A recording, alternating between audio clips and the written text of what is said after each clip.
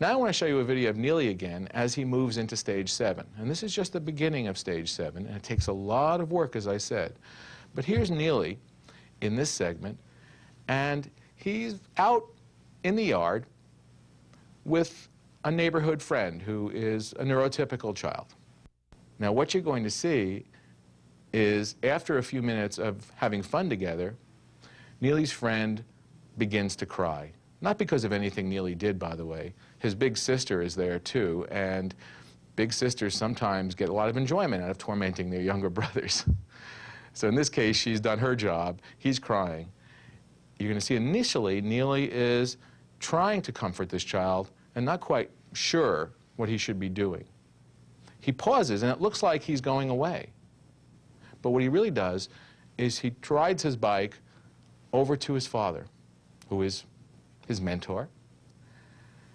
And his father does not tell him what to do. But what his father does is to help him to think about it. So what you're going to hear father say is, I wonder what you could do. Right? Which is, again, trying to help Neely not come up with the right and wrong answer, but help Neely to think through and problem solve this uncertain situation. Neely decides to give the child a hug.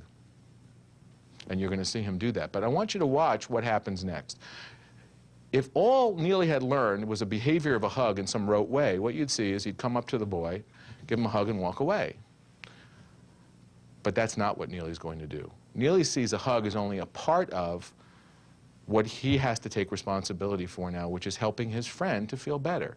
So what you're going to watch is how Neely continues to hold this boy, soothes him, talk to him, and even when he lets go of the boy, he backs up and makes sure to reference to see that the boy's all right.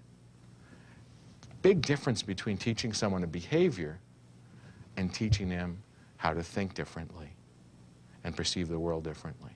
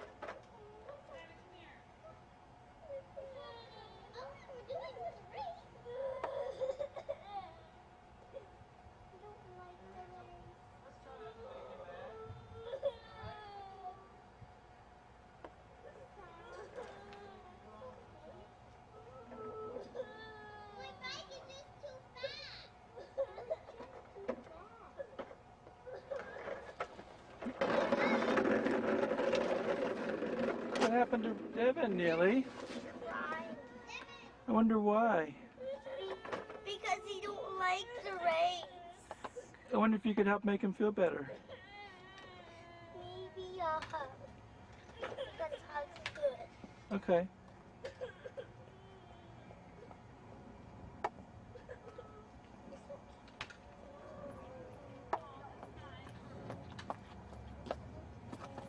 Hello. Hi.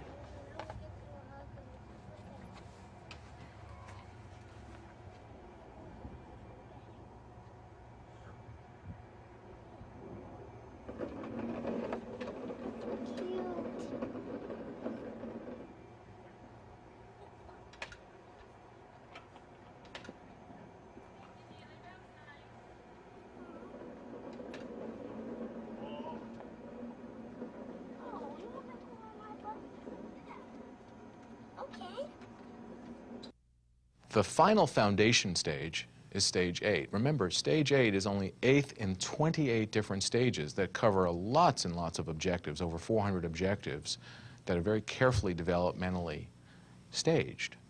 But now we're going to be working on what we call collaboration. This is a critical foundation if children are going to learn to be able to function with dyads, with partners, right, in a goal-oriented setting. Now, collaboration is much more complex than you might think on a superficial level. To be able to collaborate, you have to be able to integrate 4 different goals at the same time.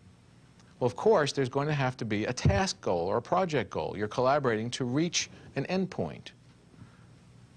But you also have to be aware of the degree of coordination between the people involved, the participants. We have to negotiate our roles, make sure they fit together, right? And make sure they continue to remain coordinated. So that's the second goal that you have to be attending to while you're attending to the goal.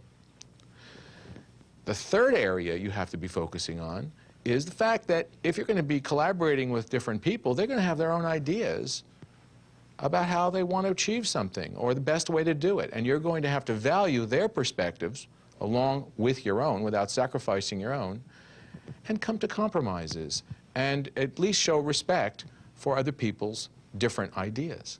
So that's the third thing. And now the fourth thing is the idea that while all this is going on, you have a relationship with another person. You want to be aware of how what you're doing is impacting how they feel about you and how they feel about continuing to collaborate. The worst thing that would be happening is that if you prove yourself right and in the process make your partner so angry they don't want to continue with you. So there really is a juggling of 4 different objectives that have to be simultaneously addressed if we're going to successfully collaborate. Now, when we work on collaboration, we also make a transition from focusing on the adult-child relationship to now introducing 2 children at the same stage of development. We call them matched peers. Now, we don't put children initially into a group. That really is an absurd thought, if you think about it, to take someone who's already had so much trouble in a one-to-one relationship, even with an adult, and suddenly assume they're going to be able to be competent in a large group of peers. We also don't place the child with a peer who's a lot more competent and a lot less competent. If we take a more competent peer, we know that the more competent child is going to do all the work of regulation. And since what we're trying to teach is how to be competent, right, how to hold your own, solve problems, think through changes in progressively more difficult dynamic systems, we don't want the more competent person to do all that problem solving for you. The other problem with having a more competent peer is, of course, you're going to feel pretty inadequate. Imagine that you are first learning how to play tennis, and I've been giving you instruction. Now I say you're ready for a tennis partner. And the first tennis partner I introduce you to is Venus Williams. Imagine how that's going to make you feel. Not very competent. No, I want to introduce you to someone who is well matched with you. Right? Someone who will be challenging, but isn't doing all the work or totally outclassing you. Of course, the same thing can be said for someone who's much less competent. Just because another child may be in the autism spectrum doesn't mean they become a good peer, because if they haven't been involved in this process of RDI, it's likely they haven't moved up to this stage. And what we don't want is for the child we've been working with now to take all responsibility for coordination. We want it to be an equal matched pair. So let's watch some video of peers involved in learning about collaboration.